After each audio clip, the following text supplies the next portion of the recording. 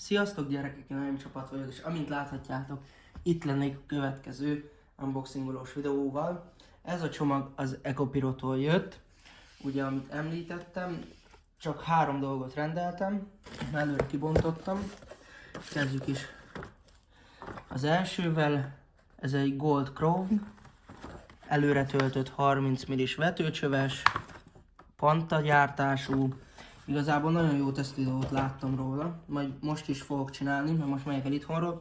Viszek magammal egyet, 30 milli, szép effektet is bont, különben jó árban is van, 17,2 g van egy ilyen kis csőbe.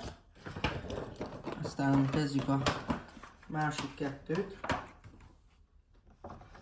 Az első, az egy 8 napos Piro Challenge, ez a sima, rendeltem egy ilyet, és a másik, ugye a Christmas-es Piro Challenge, 8 nap, ugye 24-től kell kezdeni, és 31-ig szilveszter napjáig.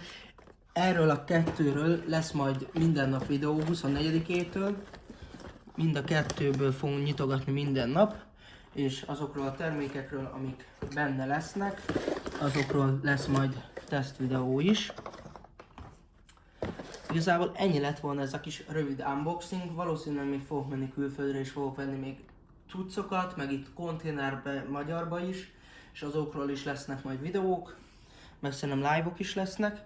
Meg szeretném köszönni nektek a figyelmet, ha tetszett, akkor dobjatok rá egy lájkot, és ne felejtsetek el feliratkozni. Én Naim Csapat voltam, a következő videóban találkozunk, addig is jók legyetek, hajrá pirósok!